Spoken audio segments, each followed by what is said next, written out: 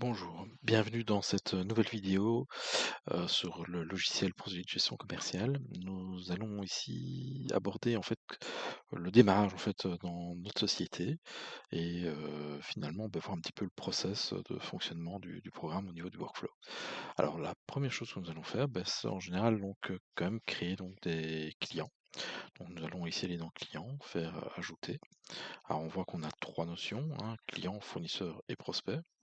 Vos clients fournisseurs, je pense que voilà, tout le monde comprendra. Le prospect, c'est une petite nuance où finalement c'est un client, mais qui n'est pas encore client et qui deviendra client automatiquement lorsqu'il passera commande. Donc voilà, donc ça peut être un moyen de ne pas polluer votre liste de clients lorsque vous encodez. Donc ici, je vais faire ajouter client. Alors, je vais remplir les coordonnées donc, du client. Donc, les champs en fait en jaune que vous voyez sont des champs en fait obligatoires. Hein, donc, alors ici le nom, je vais mettre Bruno. Voilà, le client va s'appeler Bruno. Et je peux bien sûr, vous voyez, compléter toutes les coordonnées du client. Donc, je ne vais pas remplir ici tout, mais bon, voilà. Donc, enregistrer, fermer. Donc, qu'est-ce qu'on voit? C'est que le système donc, a bien créé une fiche maintenant avec un client Bruno. Le client a obtenu automatiquement un code, hein, le code client numéro 1. Et donc, je vais pouvoir donc m'en servir ici dans un devis. Donc, je vais aller créer un nouveau devis. Je vais voir en fait que dans ma liste, voilà, je retrouve mon client que je viens de créer, ou je peux aussi taper et rechercher, et le système va filtrer, me montrer ce qui existe dans ma liste. Voilà, donc je sélectionne et on voit que ça s'est chargé.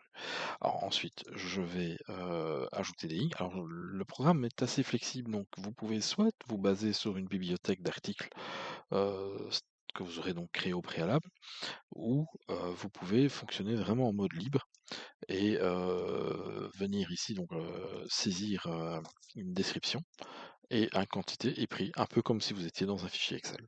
Donc je vais mettre ici mise en place du chantier, voilà, pour dire une mention. Et je vais dire ici quantité 1 et avec un prix unitaire donc de 100 €. Voilà, donc avec 40% de marge, ça me fait 140. Voilà, et je vais comme ça pouvoir saisir différentes lignes. On verra aussi qu'on peut, pour chaque texte, mettre une mise en page. Donc on a vraiment accès à une possibilité de changer la police, la couleur. Voilà, on peut vraiment faire des choses assez sympas à ce niveau-là. Donc ensuite, je vais mettre donc article 1 ici, voilà.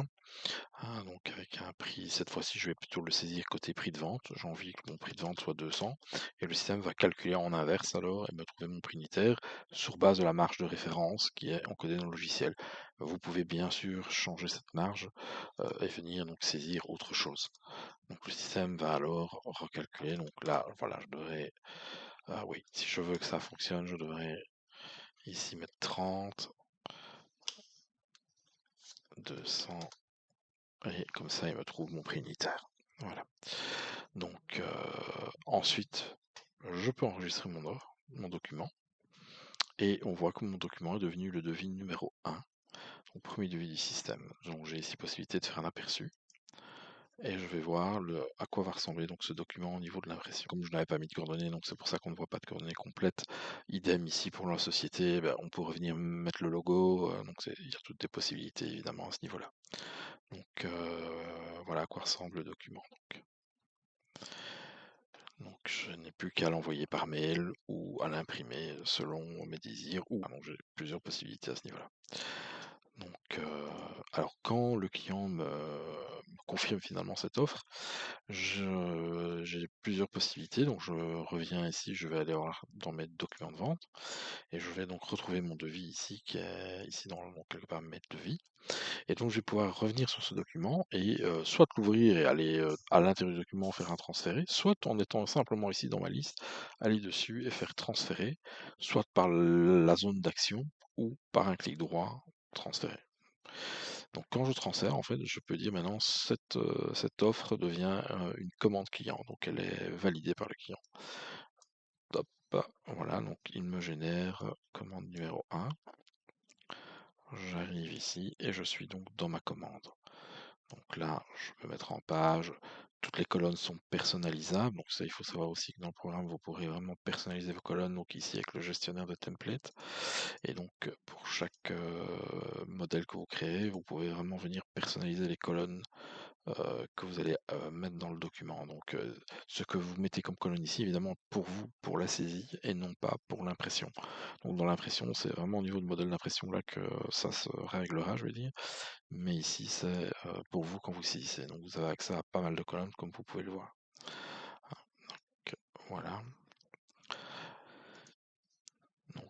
Donc maintenant, ben, j'ai sauvé ma commande et donc si je vais ici dans mon onglet commande, on retrouve donc ma commande qui est donc dans l'état non livré.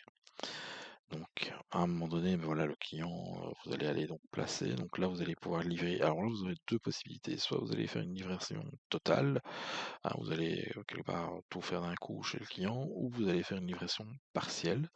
Et dans ce cas-là, vous allez devoir utiliser l'action livrer. Donc je dirais que le bouton livrer sert à faire du partiel, alors que le transférer, lui, va plutôt faire du total, en fait, hein. Donc ici, dans ce cas, on va faire du transférer, et je vais donc livrer la totalité, ou je peux directement aller en facture client, si je ne désire pas créer de bon de livraison. Donc dans ce cas-ci, vu que mon offre était très simple, je vais directement envoyer en facture client, transférer. Et comme vous voyez, il n'y a jamais de ressaisie. Tout est maintenu dans les différentes étapes. Donc, voilà, je mets en page un petit peu mes colonnes. Je peux évidemment ajuster hein, donc toutes ces colonnes comme je venais d'expliquer à l'instant. Donc si je refais un petit aperçu, on va voir qu'on est sur un modèle de facture cette fois, avec donc la facture numéro 1 ici. Donc, comme vous pouvez le voir, donc ce système vraiment de transférer permet de gagner énormément de temps. Merci d'avoir suivi cette vidéo et je vous invite à suivre nos prochaines vidéos.